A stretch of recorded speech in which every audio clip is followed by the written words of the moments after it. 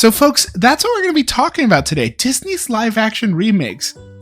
How did we get here and why do we keep doing this?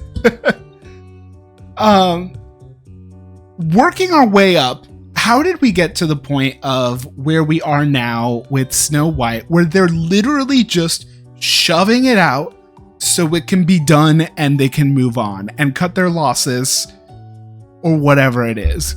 And I see y'all in chat, not looking forward to Snow White. Me neither. We watched the trailer together and we were physically cringing.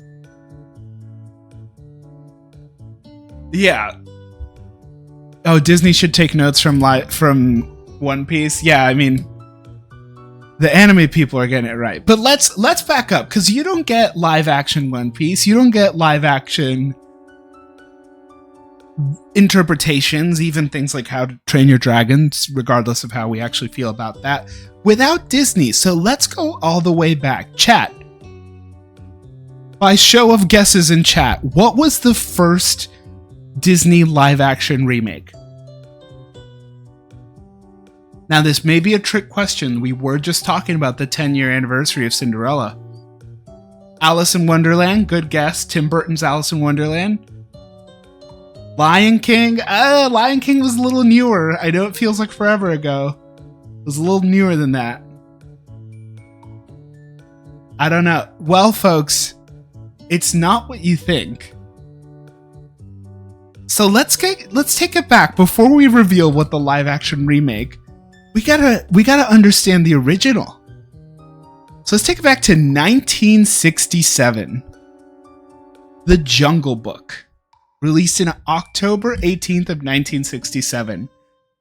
Now, Jungle Book, I'm sure most of you have seen Jungle Book. Jungle Book came out in a really interesting time for Disney. They were still getting their feet in this sort of prestigious animation period. Jungle Book kind of coincides, going a few years after Jungle Book, where Disney was actually kind of struggling with some of their animation departments. They were spread too thin. Famously, Jungle Book and Robin Hood and some other films that came out in the era reused a lot of animation assets. They reused a lot of the cells because these were expensive films and they were trying to get more output. So Jungle Book, though, 1967, and let me tell you, a lot of the numbers you're going to see for a lot of the older releases are going to be hard and all over the place because it is really hard to find the numbers before more centralized tracking took place. But on a budget of $4 million, grossed around $370 million, which is a fantastic profit for Disney. So what would they do then? Then have the first live-action remake be Rudyard Kipling's The Jungle Book, released in 1994. Which, if you didn't know this movie existed, surprise, you are joining me hours ago researching for stream going, huh? That's right, the first live-action remake that Disney made was not Cinderella, was not Alice in Wonderland. It was The Jungle Book in 1994. This movie I have seen, but I thought it was a fever dream. I thought I had made up this movie. If I close my eyes, I can see myself a child, maybe 10 years old, 9 years old, in my aunt's house in Miami on a tiny TV, a tiny, maybe 18-inch TV, and this movie's playing. But yes, this was a Disney release. Disney made this film in 1994, aimed to get it out on the 100th anniversary of the original Jungle Book stories. Disney cited Indiana Jones as the action inspiration for this film. And, it did modestly. On a budget of $30 million, it boxed around $70 million. So typically the math that you want to do for a film to turn a profit is double the budget and then a little bit more. So 70 million is modest, but they kind of didn't really do anything after that. So critically, it was okay. It was well received for the most part, 80%, and audience now 56% this year, Rotten Tomatoes scores. So mixed bag, not a bad movie by any means. Successful enough. Did it have the music? No. So this was not a music. This was like a more adult interpretation. This was your older teenage brother's Jungle Book. So we had the Jungle Book, and then it would be a while before Disney decided to come back and do another live action remake. But they did go back in the archives, back again to 1960, 101 Dalmatians. So January of 1961, 101 Dalmatians comes out. Absolute classic. Disney has been able to re-profitize off of this movie for so long. On a budget of around $3.5 million, it's made a lifetime gross of $303 million. So significant success with 101 Dalmatians.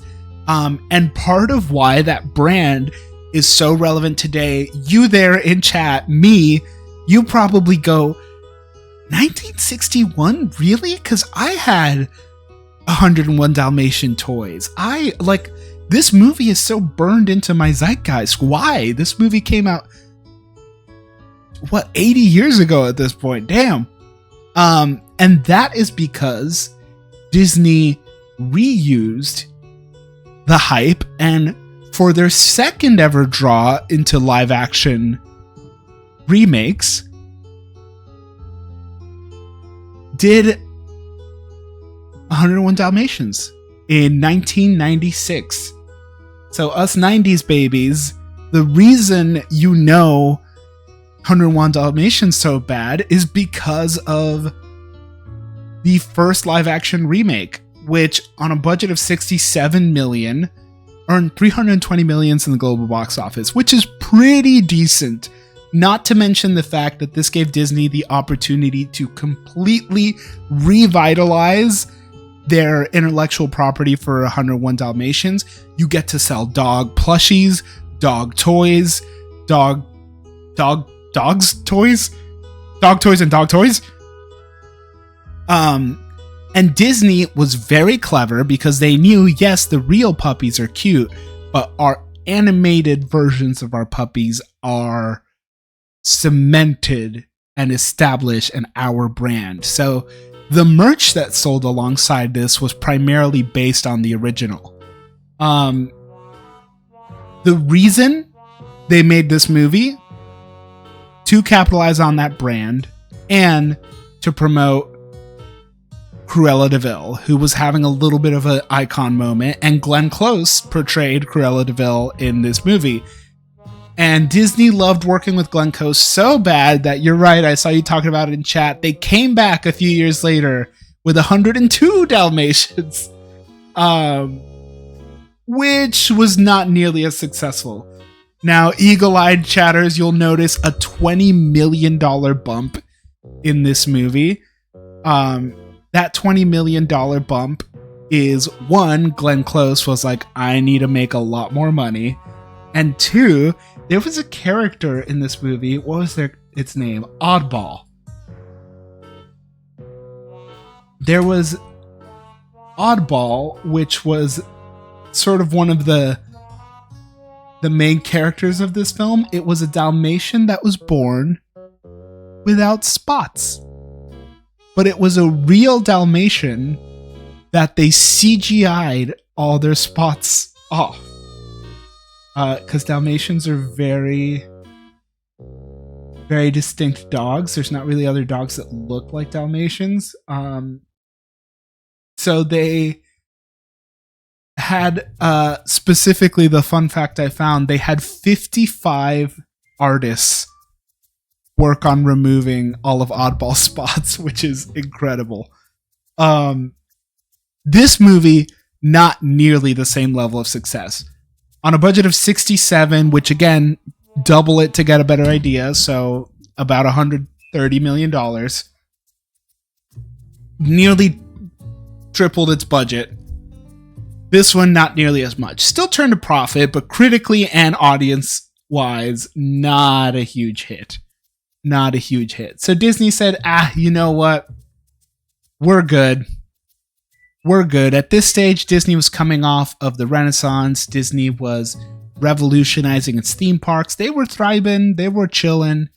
And so they took a big break. In fact, they took about a 10-year break before looking into the archives. They go, you know what? We've done some live action remakes of our 60s properties. Let's take a look further back. 1951, Alice in Wonderland. Again, a huge property. Hugely successful IP. This one we were able to find on a $3 million budget in September 14th of 1951. The box office run for its initial theatrical, roughly $5.9 million. So profitable. Profitable, because back then they were not marketing movies the way they market movies today. The reason we tend to double the budget is because nowadays modern marketing for films involves, especially films of this caliber, merch tie-ins, toy tie-ins, the McDonald's toys, the billboards, the digital ad sales. There's so much more that goes into it. Whereas back then it was just maybe a couple trailers and some print advertising. So in 2010, the small indie filmmaker, maybe you've heard of him, Tim Burton, decides, hey Disney, we want to do some cool stuff together. Why don't we remake Alice in Wonderland? And this is what most folks consider the actual start of the Disney reboots. In my bag, in my bet, I would say it's Alice in Wonderland that actually started the problem. The Jungle Book was an experiment. 101 Dalmatians was a successful nostalgia bait IP grab, but they took it on the chin when the second one didn't do well and went, yeah, maybe this isn't for us. Alice in Wonderland, on a roughly, even estimating on the high end, $200 million budget, grossed $1 billion with a B dollars in the box office. This movie was massive. Why? Why was this movie so big? Tim Burton, very well-known, well-recognized director, pretty big deal at the time. Johnny Depp as the Mad Hatter, who, for some reason, we made the Mad Hatter a bigger character than he actually was because Johnny Depp was playing him. But you have to remember, Johnny Depp was also coming off of his massive run as Jack Sparrow in the Pirates of the Caribbean. So this is peak Johnny Depp, if you can even imagine such a time. This was also 2010, was in the big span of 3D conversion. Now, maybe some of you remember, maybe you don't. In the late 2000s, early 2010s, people were in love with 3D. You can really blame Avatar for it, but also the biggest reason that 3D movies started to get a bigger jump is because the technology to take 3D projection essentially of film became easier to replicate at home. So home theaters, basically the TV in your living room, could have 3D picture. So that's why 3D movies were coming out more often, because they could also budget off of that in the home release. And yes, shout out motion graphics as well, kicking off in this time.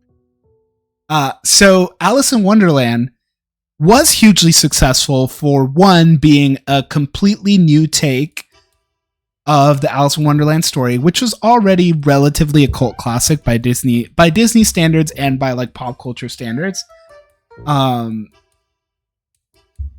Jumping off the success of Johnny Depp. And this became like, you know, and I'll speak anecdotally here, this was like the cool Disney movie to like. It was like, oh, well, you know, it's Disney, it's Alice in Wonderland, but it's edgy. There's fight scenes and there's weird, kooky stuff, and it's Tim Burton. So it was a very popular run, but it also basically doubled its ticket sales because of the 3D conversion. Now, unfortunately, they didn't strike gold twice. There was a sequel a few years later. Alice Through the Looking Glass came out in 2016. I'll be honest with you, I never even saw this movie. As big as the first Alice in Wonderland was, you'll see the critic and audience score was pretty 50-50.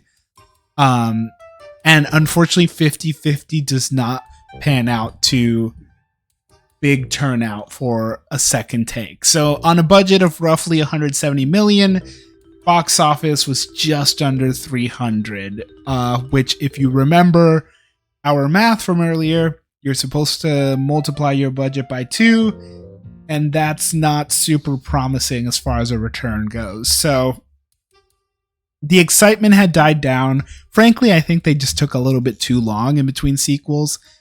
6 years is a long time, especially back then.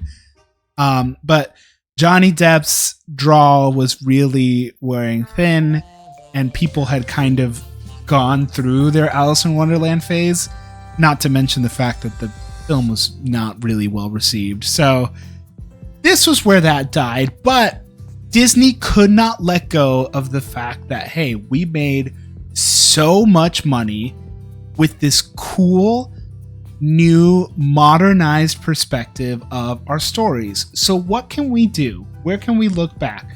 Alice in Wonderland, 1950s, that was the hit. Maybe we go back to the 50s. So let's go back to the 50s. 1959, Sleeping Beauty. One of the most instrumental princess movies, where the princess is kind of not there for half the film. But Sleeping Beauty didn't just give us Aurora. It didn't just give us the three fairies. It didn't just give us a pretty solid box office run. That was crazy numbers back then and is now in terms of, you know, scale it up percentage wise. Sleeping Beauty also gave us Maleficent, who is one of the most prominent villains in Disney. You know, you may think Kingdom Hearts. I know that's where my mind goes when I think of Maleficent. If you're a big Disney head, you may think Fantasmic, the show that they have in Disney Park, in Disneyland, and in Magic Kingdom. Or no, it's Disney Hollywood Studios. I know.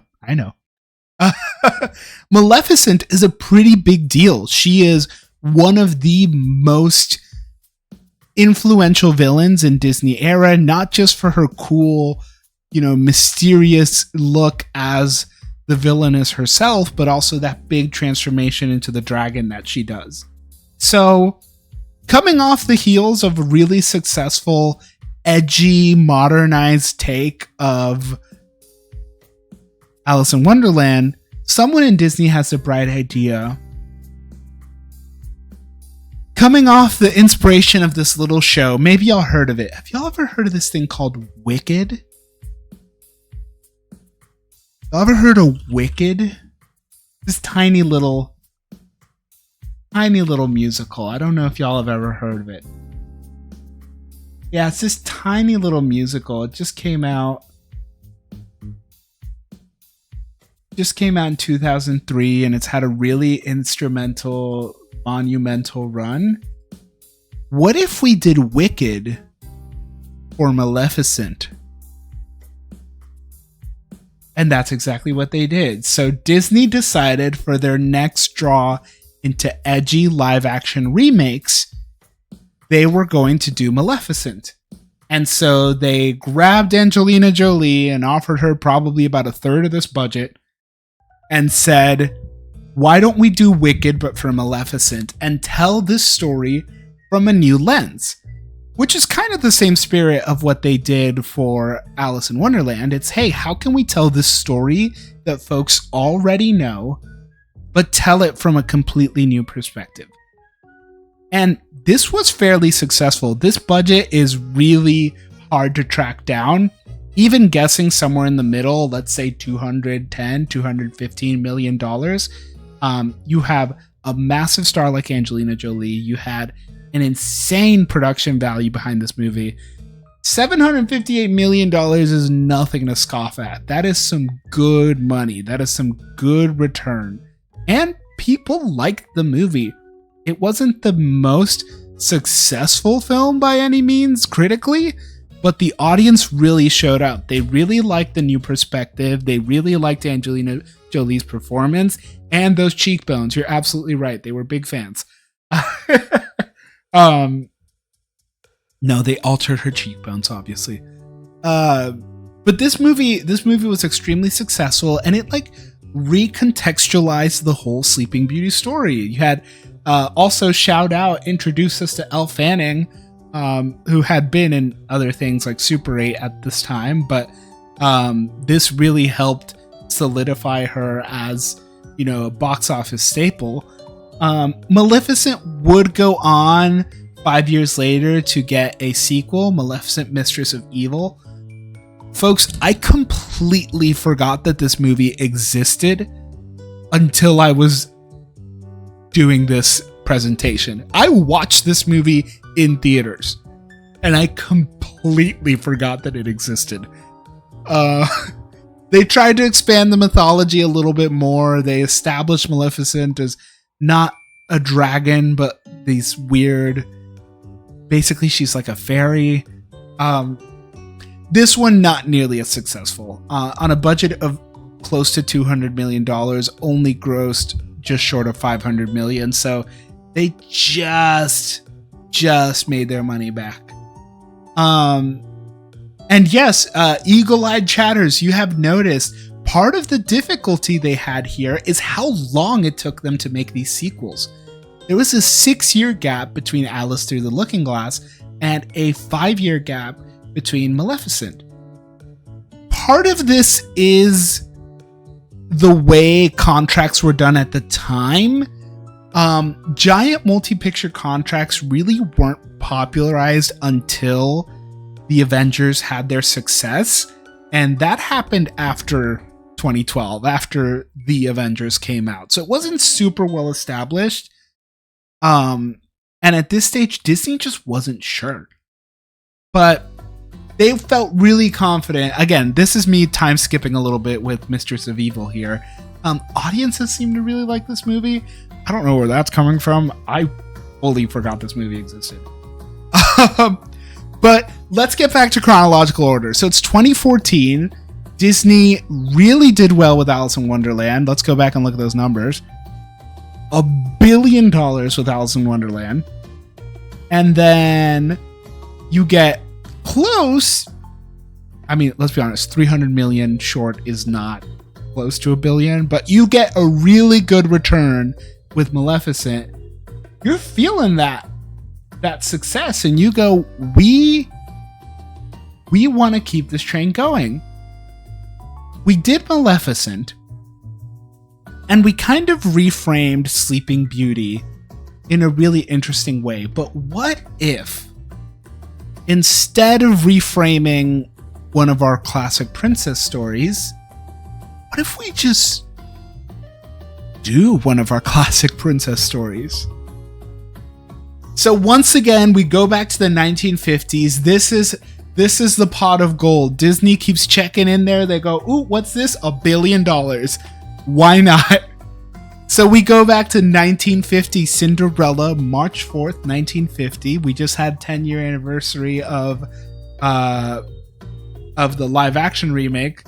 And we're coming off of what? Geez, the 75th anniversary this month of the original Cinderella, which in its initial release off a $2 million budget, $10 million. Not to mention Disney really kicked off its princesses with Cinderella.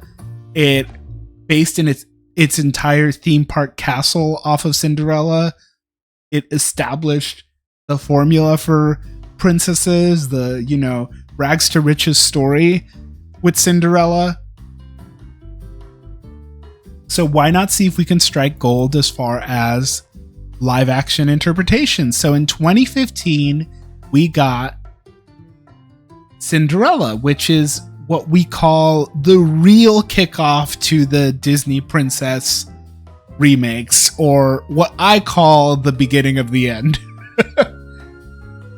Up until this point, with Alice in Wonderland, with Maleficent, and hell, you can even go all the way back to 1994's The Jungle Book, Disney was trying to take this established brand, this established story, and offer it up in a new lens.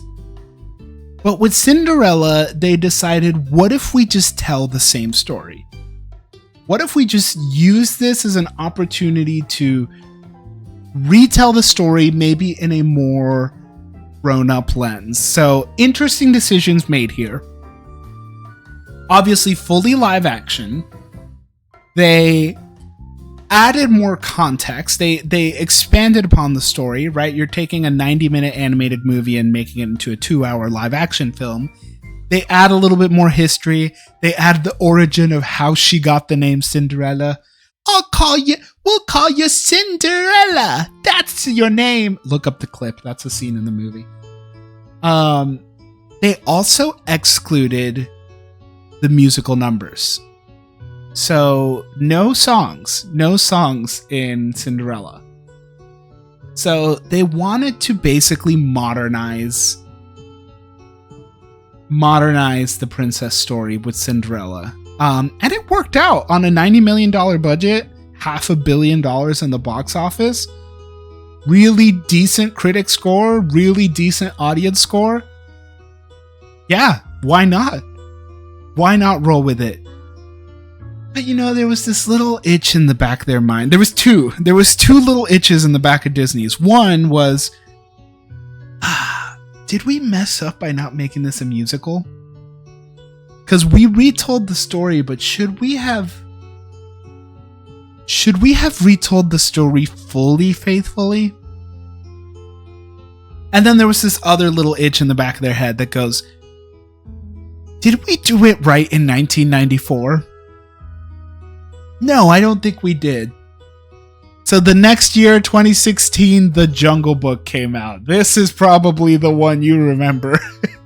This is the one that was not a fever dream of me at 9 years old in Miami.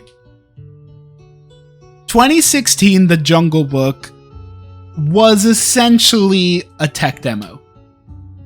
Jon Favreau was in great favor with Disney. He killed it with the Iron Man franchise. He's essentially executive producer on all of Marvel's projects, so he gets that bag.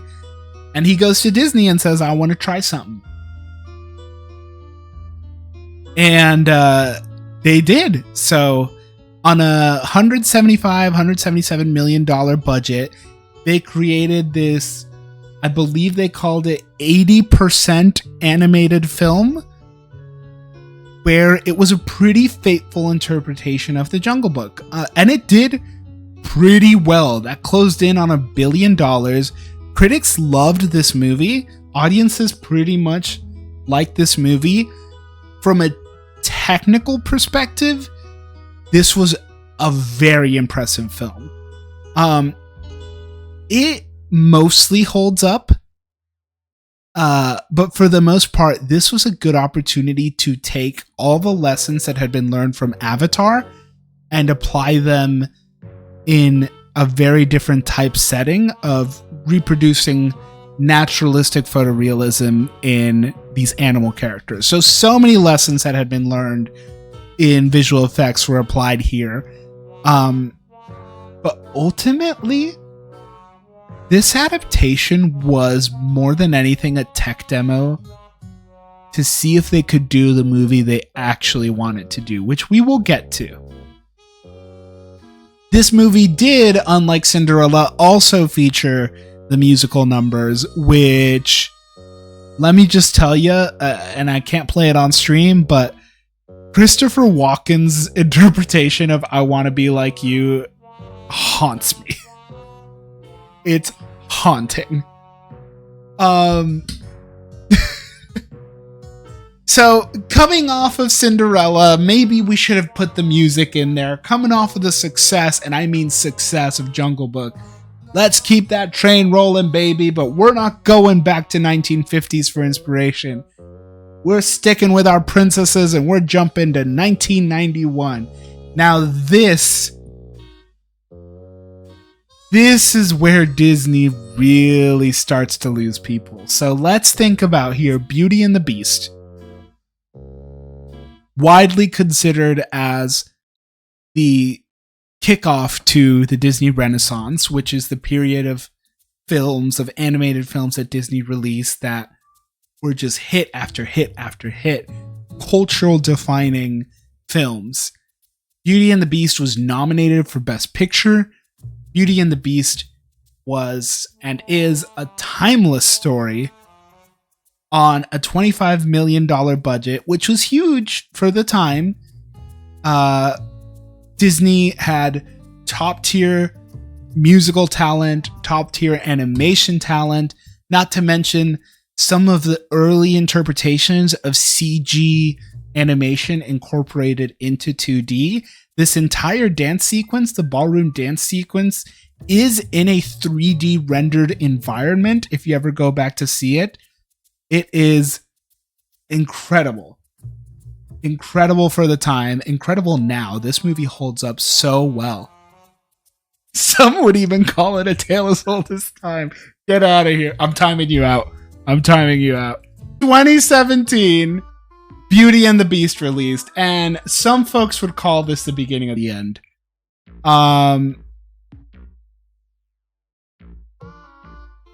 This movie was critically well received, and it did make a lot of money. $1.2 billion on a, if we splitting hairs here, probably $220 million budget. Let's call it an even for trying to make profit with all the advertising. This movie, and folks, if you've seen this film, I'd love to hear your perspective on this. I think this movie hit like, let's say like Thai food from a hole in the wall place, where you're like, this looks familiar, this looks promising, let me give it a shot, and you have it and you go, wow, this is actually incredible. But then later in the evening, you're like, is this incredible? Then you wake up in the middle of the night and you're like, oh, I don't think this is incredible. And then it's the next day and you're like, no, this was not good at all. I think this movie really soured over time, which is such a shame, because I remember walking out of this film, and I will take full ownership that this was the wrong take. And to the people who were with me in 2017 walking out of the theater, you were right, I was wrong. I walked out and I was like, I like that better than the original. It was the wrong take. What I liked was the Beast's new song. That's what I liked. I did not like the whole movie more. Bad take. Yes, thank you. You know what, Miles? Just for that, I'm timing you out again. I'm kidding.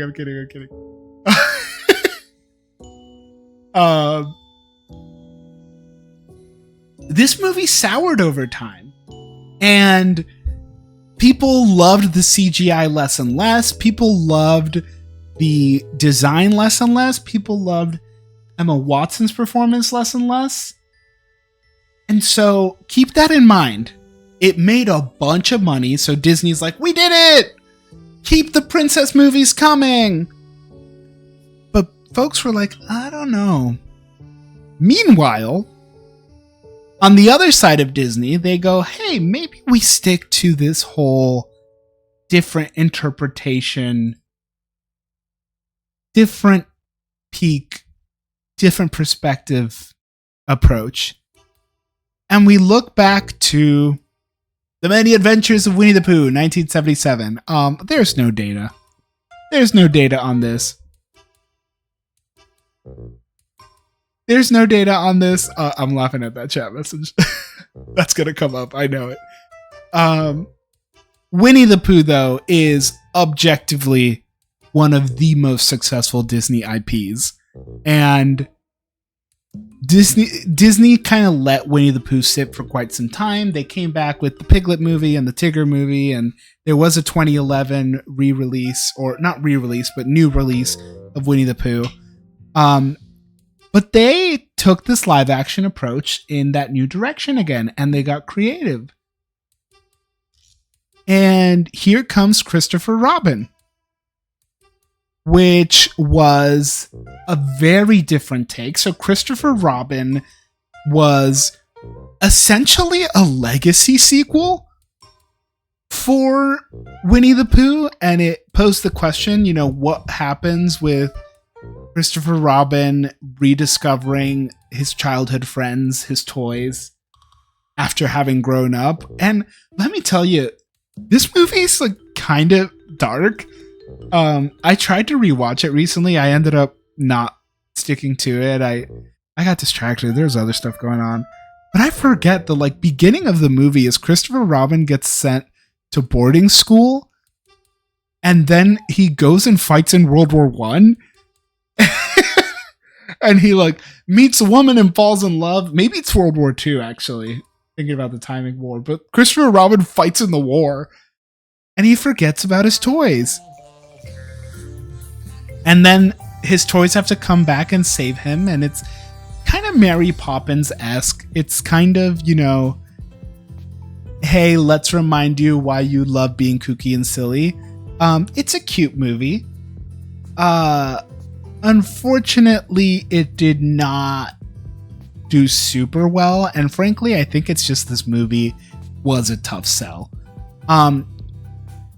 Reception was pretty decent on it. 83 is a great score, 73 is pretty decent, but on a $75 million budget, it maybe just barely made its money back on just shy of 200 million.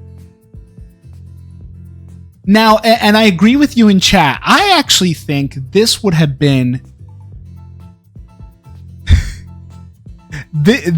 Actually, I'm realizing maybe I'm not agreeing with what you're saying in chat, but I do think that this would have been a much more interesting direction to go. I think this leans more on what Maleficent was doing, and even what 2010's Alice in Wonderland was doing, because 2010's Alice in Wonderland was more of a return to Wonderland story. Pooh did go through World War II. Weren't you listening? But this essentially is a creative interpretation of the source material that recognizes that we, the audience, know the source material. And it explores new stories in that realm, which ultimately is a more interesting way to tackle these live action reboots. Unlike what was done here. So if you remember our friend,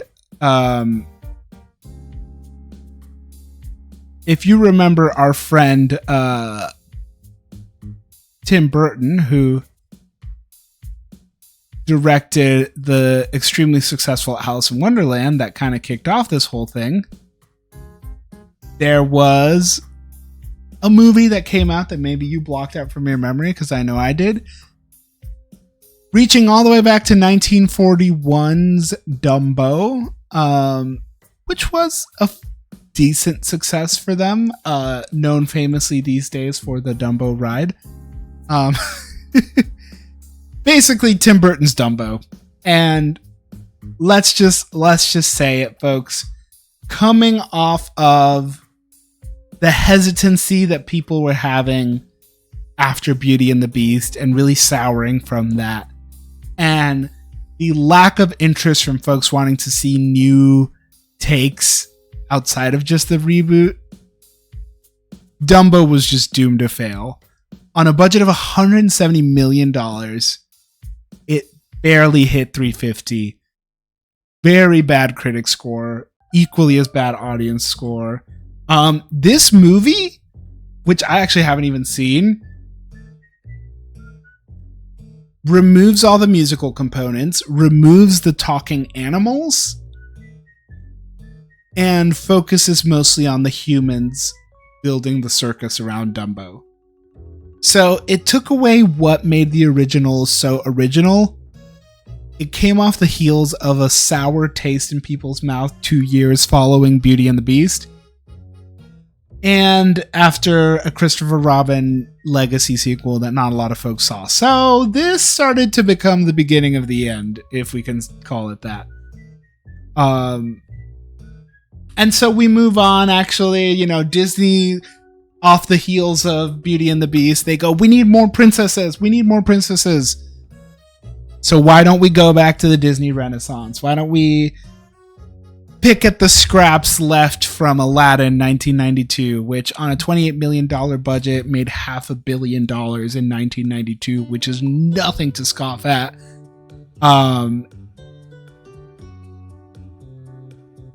Aladdin is one of, it might be, this could be a hot take. I think Aladdin might be it has potential to be the best Disney movie. That might be a hot take. But I think Aladdin has potential to be the best Disney movie. And so, why not? Hey, we have a princess. We can do a base take. Thank you. We can do a new perspective of the genie with whoever modern day Robin Williams is, which they, I guess, chose Will Smith and that age gracefully. And so they did it. In 2019, we had an Aladdin remake. And it was, hot take. None of them needed remakes. I agree with you. Aladdin did very good. Very good for Disney. It had, on a nearly $200 million budget, $1 billion gross. So this was excellent profits for them. And the audiences loved the movie. The audiences loved the movie. There were talks of a sequel. There was talks of a spin-off TV show of some of the random side characters from this film. One of the things they really wanted to focus on with this movie is to lean away from some of the cultural appropriation, and they wanted to be more diverse in their portrayal of Agrabah, and they leaned on Turkish influence and Persian and other Islamic cultures, which I think they did an okay job at, but it is kind of weird that they had Guy Ritchie direct it rather than someone else if they really wanted to be respectful of those cultures. But, they did do a lot to address it. They also really did a lot to modernize Jasmine. Jasmine is known and has this reputation of being one of the more rebellious and one of the more empowered Disney princesses. And I think they really leaned on that. They added some new plot lines for Jasmine in this movie that made her more in charge of herself compared to maybe what a traditional Disney princess would look like. She wanted to be the first sultan. She has this really good song in there. Naomi Scott portrays Jasmine, and I think she does incredible. So all in all, this movie reignited some confidence in Disney of, hey, we're killing it. But I don't think this is something to scoff at. And also, this was 2019. There's this weird little thing coming around the corner that's going to really change some stuff. But before we get there, one last time, let's dig into that Renaissance, baby. 1994's The Lion King, one of the most successful properties of Disney of all time ever. On a $45 million budget, famously, Lion King was thought to be a throwaway movie. Nearly $1 billion in the box office. One of the most successful Broadway productions of all time. An insane theme park run, an insane merch run, sequels, in-betweequels, TV spin-offs. So much came from The Lion King, so why wouldn't we come back? And folks, if you remember all the way back to 2016's Jungle Book, 2016's Jungle Book was a tech demo for The Lion King. The entire film, except for the very first shot of the movie, which is a fun thing, the very first shot of the movie where the sun rises in the savannah, is a real shot, but the rest of the movie is fully animated. And in fact, this movie was classified at the Academy Awards as an animated movie. On a nearly $300 million budget, this film earned $1 billion. It was a musical. Again, you know, they learned their lesson, just like Aladdin and just like Beauty and the Beast. It was a musical. They maintained all the songs. They leaned hard on the nostalgia. They even had the original voice of Mufasa, James Earl Jones, come back. It made a bunch of money because people love The Lion King and people wanted to see it for themselves. And again, initial impressions were great, but folks, are you noticing a trend with the critic scores? 57, 46, 70, 70s. We are going down. And that is about to really, really hit home soon. So we're going to enter into an interesting era here in a minute.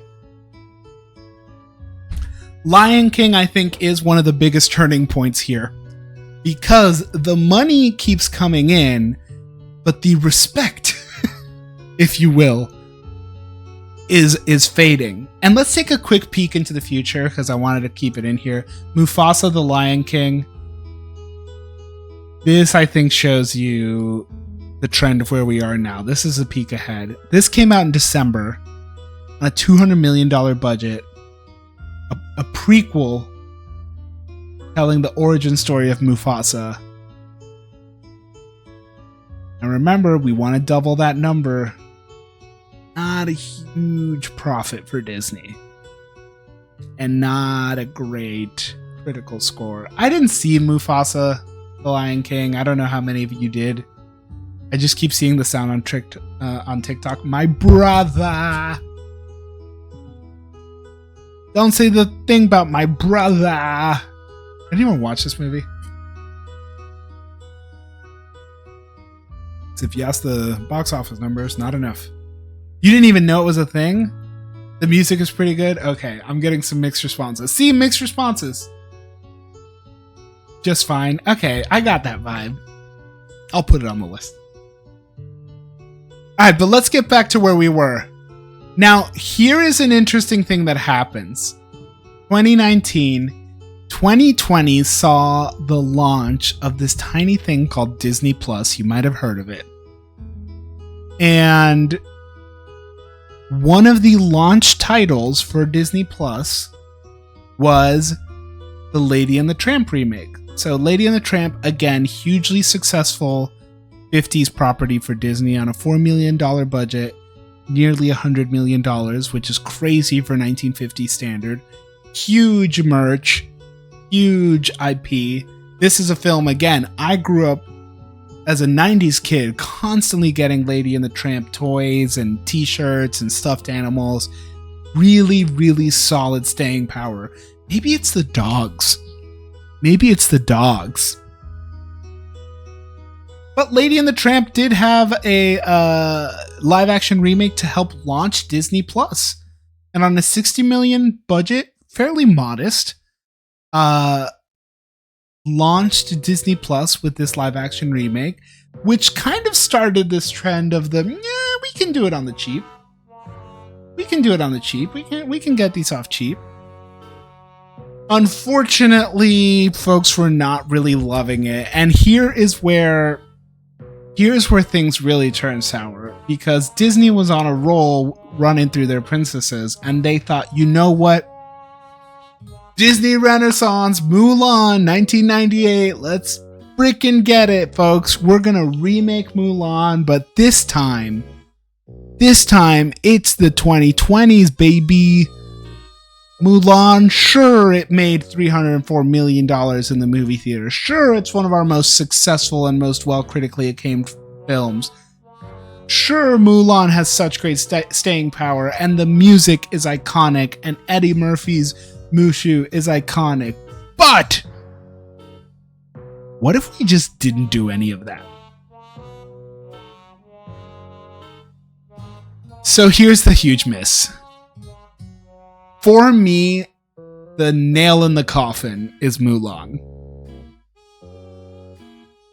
Mulan tried to be a different interpretation. So they wanted to basically make a Disney princess action movie. And they wanted to be more loyal to the original Chinese, poems and proverbs that Mulan was based off of. But here's where they went wrong. This movie was just doomed to fail in many reasons. This movie is your nightmare. This is my nightmare. So they remove the musical numbers, because no, this is the big kids movie. They don't need to sing. They remove Mushu. Yes, Eddie Murphy's dragon was generation defining, like top 10 animated characters, but no, we're taking them out. Predominantly Chinese cast, fantastic, that's good, no complaints there. Except for the fact that around 2019, 2020s, we had the Hong Kong protests. And the lead actress decided she wanted to talk about the Hong Kong protests, and Disney was really banking on this movie coming out and being a huge Chinese box office success, which, if y'all remember from a few streams ago, the Chinese box office is where movies make most of their money these days. It is a massive, massive market, and not every movie comes out in China. So this was a surefire hit. Disney thought, this is going to be the one that makes it in the Chinese market. This is going to be super edgy and new modern interpretation for our American audience. And then they go and they film in an area of China, the Xinjiang, I believe it's pronounced, region, which had to do with a lot of the Uyghur Muslims and the likely genocide / concentration camps that may or may not allegedly have been taking place there. It was happening there. Let's not put any nuance around it, but whether or not Disney was aware is the question. So this was just a doomed production all the way around, is the point that I'm making. And to cap it all off, the film came out right as COVID was starting to lock down the entire world. So it came out simultaneously on Disney Plus and on a limited theater run. It made close to $70 million in the box office, and it helped beef up Disney Plus. And even though critics did give it a pretty decent score, at this stage, audiences were really soured. Which is a shame, because I think this starts the real sad downward spiral for critical and audience reception. Cruella sneaks in there. Our third attempt at a live action 101 Dalmatians. Cruella is a good movie. I'm just going to say this. 97% audience score. I agree. Really light box office numbers. Again, we are coming off of a COVID year. 2021 theaters were just barely opening up, and this did come out in Disney Plus as well. But this movie, I think, is great. And again, it was great because it took that Maleficent Wicked approach of what if we tell a new story, an origin story of one of our iconic villains, and we don't just tell the same story that folks can see on Disney Plus already, which I think is one of the biggest pivots that happens at this time that Disney continuously shot themselves on the foot with and will continue to for these next few examples. Why would I watch the live action remake on Disney Plus when the original is right there and I already know it's good? And it is like generationally good. You know, why don't we skip right into the next one here? Pinocchio, 1940.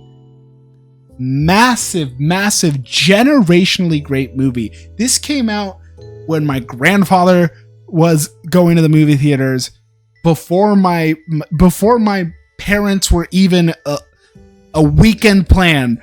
This movie was in theaters, and my grandparents watched this movie. My parents watched this movie. I watched this movie. My son will watch this movie at some point. Like, this is generational defining movie. Why the hell would I watch this slapped together, uninspired, and complete, basically shot for shot remake that came out in 2022 with an abysmal critical reception, an abysmal audience reception? Why? Just to beef up the Disney Plus catalog?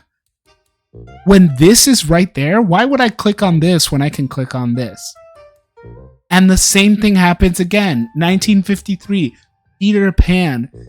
One of Walt Disney's last remaining impact in animation. An incredible tale that tackles both the real world pain and escapism and post-war joy that people were seeking. An incredibly successful film at the time, incredibly successful decades later, nearly a century later, still critically acclaimed, still culturally relevant. To make another slop of, but this time Wendy is in the title, and it's also about her. An 11% audience score. So this is where things really start to go sour. This is where things really start to go sour. And then we have, I think this is where my presentation breaks. Don't judge me too hard. No, this is where my presentation breaks. And then we have one last attempt. We go back to The Little Mermaid. Hold on, I'm fixing it. The Little Mermaid. The Little Mermaid, 1989. I think what really is technically the start of the Disney Renaissance. Hugely successful. One of the most successful Disney princess IPs. With a new updated... Oh, The Brutalist! Oh no! It really broke. With one of the most divisive remakes,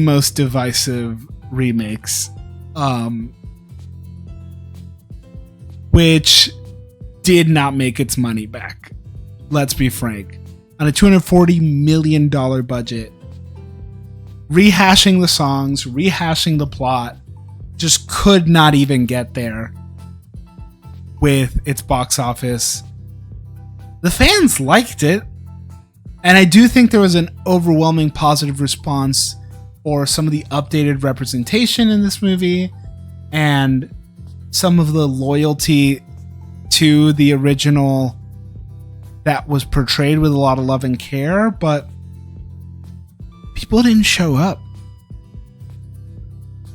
Now the question is, coming off of the COVID years, which really had a rough impact, coming off of the Disney Plus throwaways, and this really poor response here, Yeah, we have soured 5 times. Where do we go from here? Exactly. Where do we go from here? And I think the answer is pretty clear. We go to, oh God. Sorry, my sleep paralysis demon just appeared on screen for a second. Snow White. That's where we find ourselves today. We come to this movie where, as we talked about right before this presentation, where we have this monstrosity as the next thing, where folks are sour, critics are panning, audiences are not showing up, and on a nearly $300 million budget, what are we even doing? We're shoving the release under the carpet. We're not spending the advertising dollars. We're saying, oh, we're making the 7 magical creatures. Oh, never mind, they're going to be dwarves again. Oh, but we don't want to misrepresent dwarves, so we're doing them as CGI creatures. God, it's just so bad. That's so scary. So where do we go? We will find out this weekend, but I know where we're not going: to the fucking movie theater to see this. Because Disney lost the plot. They lost the plot. And sure, Lilo and Stitch looks cute.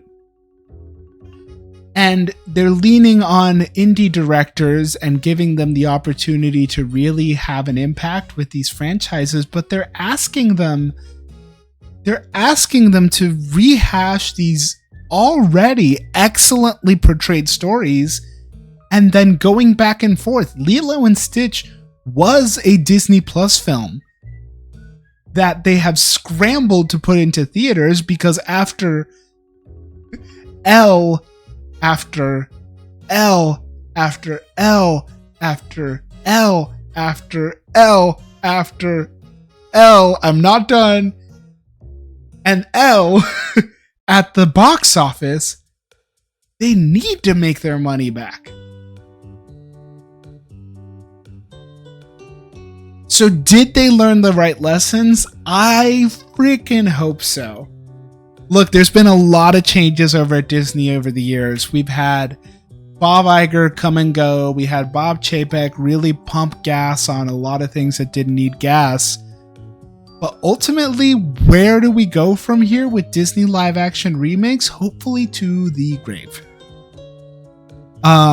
Look, are there Disney movies that would make incredible refreshed interpretations? Yes. In my mind, I think Atlantis would be really cool. Treasure Planet would be really cool. Even things like the Black Cauldron could use another shot as like a Black Cauldron. Okay, Disney, I know I just kind of talk shit for like an hour. Black Cauldron as a Lord of the Rings children's Game of Thrones style miniseries. What you wanted to do with Willow but didn't fully commit with, do it with the Black Cauldron. Call me. Look, right now we are sitting in a limbo, and I think given how Snow White is being thrown out to fail, fed to the wolves, which poor Rachel Zegler, she does not deserve it. And folks, this is a Rachel Zegler stan household, okay? Chat, look at me, chat. We like Rachel Zegler. We are on her side. Unless she does something really fucked up, but we're on her side. Okay? Deal? Big on it? Where do we go from here? I don't know, man. I don't know. Allegedly, there was a Hercules movie in development with the Russo brothers, but they're going to be doing Avengers movies for the next 6 years. And then live action Moana is in production, which We will see. We will see how that goes. But Moana 2 did pretty well. But I don't know. I think Dwayne Johnson just needs a bag. And boy, he will get it. I was going to show the leaked set photos, but I don't think I should. I don't think I should show the leaked. They're out there if you want to see. Well, we have live action Moana coming, and then from there, hopefully nothing else. Look, the problem is that Disney is not investing into its own live action storytelling. They're leaning on Star Wars, they're leaning on Marvel, they're leaning on 20th Century and some of these other Searchlight productions, and they're doing some really cool storytelling in general. Alien Romulus is a Disney movie, right? Like things like that. A Real Pain is technically a Disney movie. So I think Disney is in the business of making movies for families. It's just not in the way that they used to. And I think that they're hurting the Disney brand more than they're helping it. So at the end of the day, would you rather enjoy an incredible catalog of Disney movies, animated classics, timeless classics, generational classics, or deal with this guy again? I think I know my answer.